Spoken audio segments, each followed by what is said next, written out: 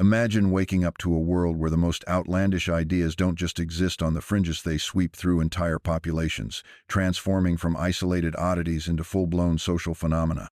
In 2018, a bizarre trend took hold.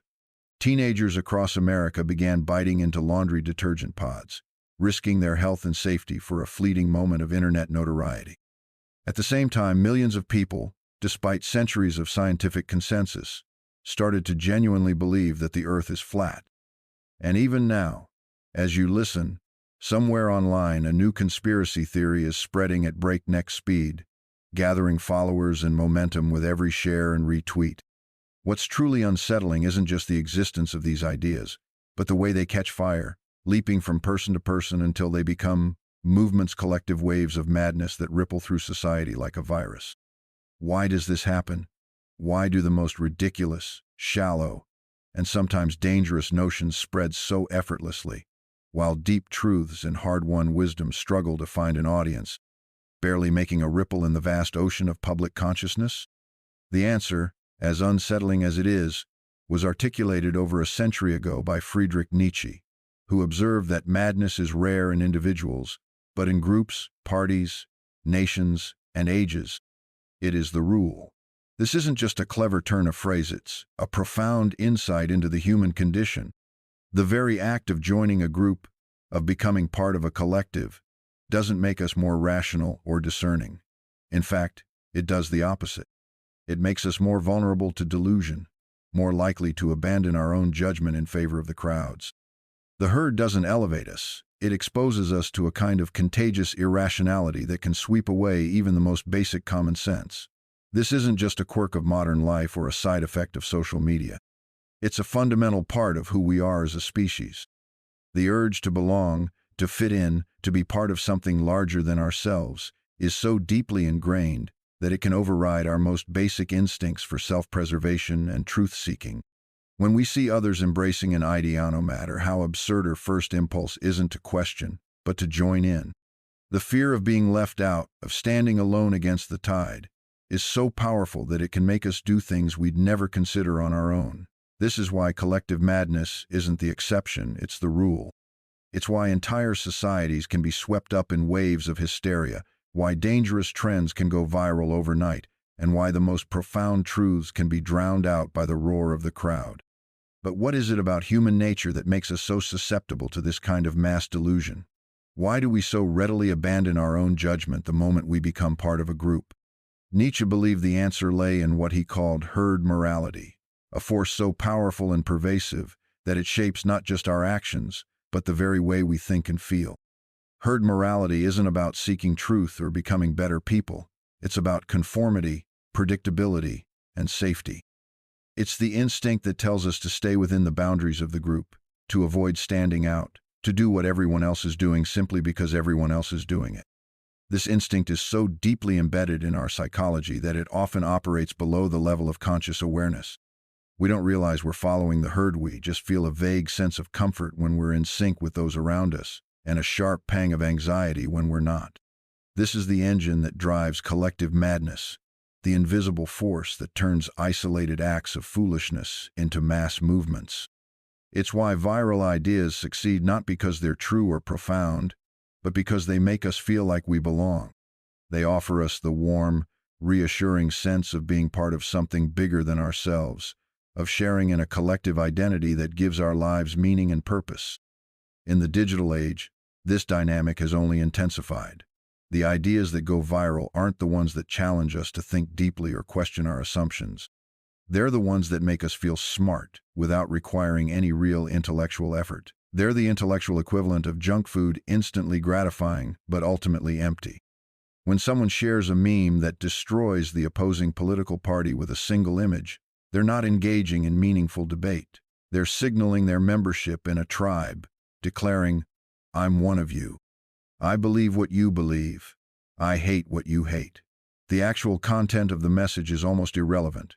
What matters is the sense of belonging it provides. This is also why conspiracy theories spread so effectively. They offer their followers a sense of special knowledge, the feeling of being part of an enlightened minority that sees through the lies everyone else accepts. But paradoxically, They achieve this by creating their own herd group of supposed nonconformists who all think exactly alike, united not by independent thought, but by a shared sense of opposition to the mainstream. Yet, beneath all of this, there's an even deeper truth about human nature that Nietzsche understood, one that most of us would rather not confront. We are, at our core, terrified of standing alone. The fear of isolation, of being cast out from the group, is one of the most powerful forces in human psychology. In the 1950s, psychologist Solomon Asch conducted a series of experiments that revealed just how far this fear can go. He asked people to perform a simple task matching the length of lines. The answer was obvious, something a child could get right. But when real subjects were placed in a room with actors who deliberately gave the wrong answers, about 75% of them went along with the group at least once, denying the evidence of their own eyes just to fit in. This isn't just a quirk of social behavior, it's a fundamental barrier to human greatness. Nietzsche wrote, "He who would learn to fly one day must first learn to stand and walk and run and climb and dance.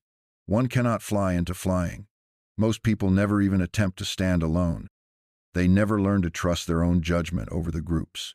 They never develop the psychological muscles needed to think independently, because it's simply too frightening. And why is it so scary? Because, for most of human history, being expelled from the group meant death. Our ancestors, who were too independent, too questioning, too different, didn't survive long enough to pass on their genes.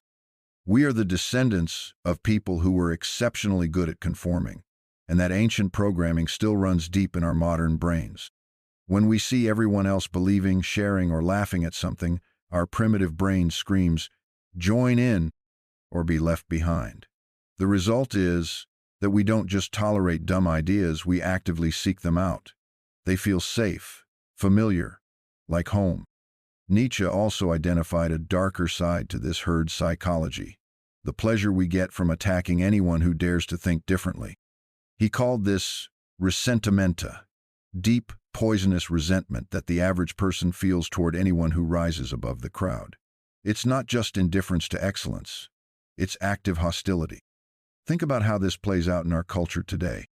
When someone becomes successful, innovative, or simply different, the first instinct is to find ways to tear them down, to mock them, to expose their flaws and weaknesses.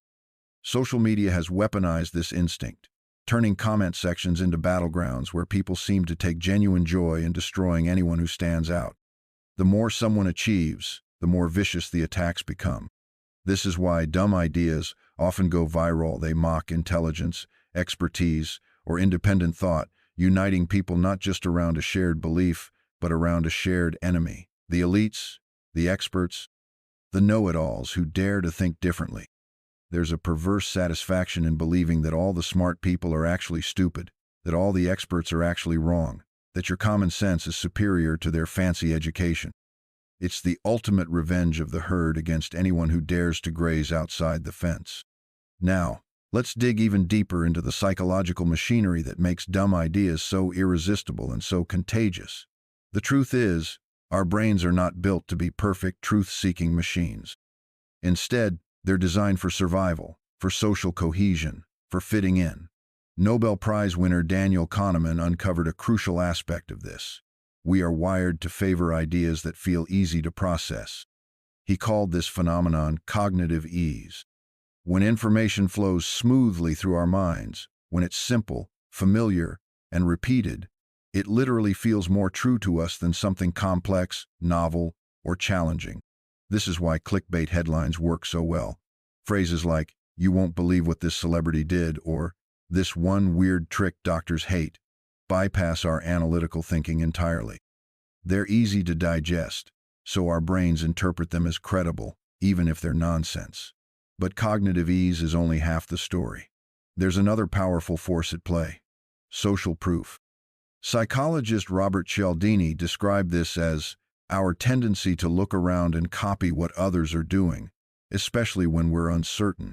When we see thousands of people sharing, liking, or commenting on an idea, our brains perform a simple, almost automatic calculation.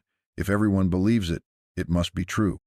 We don't consciously think this, But our unconscious mind treats popularity as a stand-in for truth. When you combine cognitive ease with social proof, you get the perfect recipe for viral nonsense. An idea that's easy to understand and that lots of other people seem to accept will spread through a population like a perfectly designed virus. Our brains don't ask, "Is this true?" They ask, "Does this feel right? And do other people think so too?" If the answer is yes, you're already infected. This explains everything from the explosive spread of internet memes to the rise of political movements and even financial bubbles. The ideas that spread fastest aren't the ones that correspond to reality. They're the ones that fit our psychological biases, the ones that feel good and look popular. But there's another layer to this, one that makes the spread of viral nonsense even more powerful and more dangerous. Researchers have discovered that not all content spreads at the same speed through social networks. There's a clear pattern. Content that triggers strong emotions spreads much faster than content that simply informs. Anger travels faster than facts. Humor outpaces analysis. Fear races ahead of reassurance. Outrage leaves nuance in the dust. This isn't a bug in the system, it's a feature of how human psychology works. We are social creatures, and sharing emotions is one of the primary ways we bond with each other. When we laugh at the same joke or get angry about the same injustice, we're not just exchanging information, we're creating and strengthening social connections. Social media algorithms have learned to exploit these exact psychological vulnerabilities. They're designed to surface content that triggers strong emotional responses, because that's what keeps us scrolling, clicking, and sharing. The algorithm doesn't care if the content is true. It only cares if it's engaging. This creates a systematic bias toward emotional manipulation over factual accuracy. The problem is, truth often isn't emotional. Reality is usually boring, complex, and uncertain. It doesn't give us the emotional high that comes from shared outrage or collective laughter. So what spreads isn't what's true, it's what feels significant. And nothing feels more significant than something that makes us feel strongly and that we can share with others to create a sense of unity. Nietzsche understood this about human nature. He wrote, "There are no facts, only interpretations." He wasn't being a postmodern relativist, was observing that humans don't really respond to raw information. We respond to stories, emotions, and meanings. The herd amplifies feelings, not facts, because sharing feelings deepens belonging in a way that sharing information never can. When we collectively mock the same target or rage against the same enemy, we're not just exchanging data, we're performing a ritual of tribal bonding. This is why, in the age of social media, the most viral content is almost always the most emotionally charged, the most divisive, the most likely to trigger a reaction. It's not an accident. It's the inevitable result of how our minds and our technologies interact.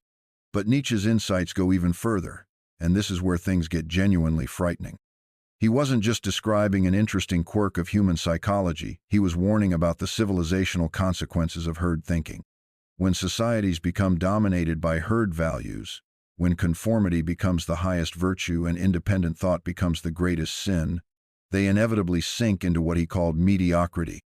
The surest way to corrupt a youth is to instruct him to hold in higher esteem those who think alike than those who think differently.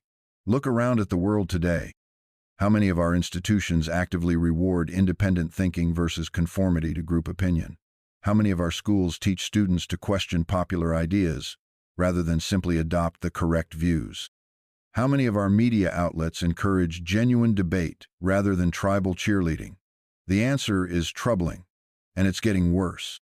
When dumb ideas go viral, they don't just entertain us, they shape policy, influence elections, and determine the direction of entire civilizations. The same psychological mechanisms that make us share memes also make us vote for candidates, support causes, and accept explanations for complex problems. History is littered with societies that collapsed not because they lacked smart people, but because their smart people were silenced by the herd. The Soviet Union had brilliant scientists and thinkers, but they were forced to conform to ideological orthodoxy. Nazi Germany had one of the world's most educated populations, but education became a tool of conformity rather than independent thought. The pattern is always the same. First, independent thinking becomes socially costly. Then, it becomes professionally dangerous. Finally, It becomes literally impossible as the herd takes complete control of information, education, and social rewards. We're not there yet, but we're moving in that direction. And the speed of modern communication makes the process much faster than it used to be. What happens when the collective wisdom of crowds becomes the collective madness of mobs? What happens when the democratization of information becomes the democratization of delusion? These aren't abstract philosophical questions anymore. They're urgent, practical problems that will determine the future of human civilization. Yet, resistance is still possible, even in a world that seems designed to reward conformity and punish independent thought. But it requires something Nietzsche called intellectual courage, the willingness to think thoughts that might isolate you from the crowd, the bravery to stand alone when everyone else is marching in lockstep. The first step is learning to recognize the physiological signs of herd thinking in yourself. When you feel that rush of righteousness that comes from sharing something that destroys your enemies, pause. When you feel the warm glow of belonging that comes from liking what everyone else likes, question it. When you feel the satisfying click of certainty about complex issues, doubt it. These feelings aren't guides to truth, they're warnings that your herd instincts have been activated. The next step is to develop what might be called cognitive resistance training. Deliberately seek out ideas that make you uncomfortable, not because they're necessarily true, but because discomfort is often a sign that you're breaking out of your intellectual comfort zone. Force yourself to engage with the strongest versions of arguments you disagree with. Don't just look for confirmation of what you already believe, look for the best challenges to your worldview. Practice the art of saying, "I don't know." In a world that rewards quick opinions over careful thought, admitting uncertainty has become a radical act. Most viral ideas succeed because they offer false certainty about complex issues. The antidote is to become comfortable with genuine uncertainty, to prefer honest confusion over confident delusion. And finally, accept the social cost of intellectual independence. Nietzsche was brutally honest about this. The individual has always had to struggle not to be overwhelmed by the tribe. This struggle never ends. There will always be pressure to conform, to simplify, to go along with the crowd. The herd offers immediate rewards: belonging, certainty, the satisfaction of being right along with everyone else. Independent thought offers something different, the possibility of genuine understanding, even if it comes with loneliness and doubt. Here's the uncomfortable truth, one Nietzsche would instantly recognize. We're not just surrounded by dumb ideas, we're actively creating a world where smart ideas can't survive. Every time we reward what's viral over what's valuable, we train our collective mind to crave intellectual junk food. Every time we flatten complexity into cheap simplicity, we build a culture that can't handle nuance. Every time we choose comforting agreement over challenging contradiction, we dig deeper into what Nietzsche called the grave of the spirit. The real danger isn't just that individuals believe foolish things. It's that our entire information ecosystem is evolving to produce and reward foolishness. Algorithms amplify our worst impulses and mute our best. Think about what this means for the next generation. Children aren't just bumping into bad ideas here and there, they're growing up inside systems that systematically rewire their minds, exploiting the very weaknesses Nietzsche warned us about. He put it starkly, "What does not kill me makes me stronger." But he also hinted at the flip side. What makes us comfortable makes us weak, and we've built a world designed to keep us as comfortable as possible. The result is a kind of intellectual diabetes. We've gorged on so much mental sugar. We've lost the ability to process real nutrition. Many can't tell profound insight from clever-sounding nonsense. And this isn't just about individual choices anymore. Structural forces now shape how ideas spread, and they increasingly work against the deep, difficult thinking that human flourishing needs. We're not merely choosing dumb ideas, we're becoming the kind of creatures who can't help but choose them. Still, even now, there's a choice. The herd promises comfort, belonging, and the sweet reassurance of being right alongside everyone else. But Nietzsche offered something far rarer. The herd gives you comfort. Freedom of thought gives you meaning. You can stay safe in the herd, or you can embrace the loneliness and struggle of thinking for yourself. Because in a world where dumb ideas go viral precisely because they're dumb, the most radical act might simply be to think clearly. In a culture that rewards conformity, the greatest rebellion might be to question what everyone else accepts.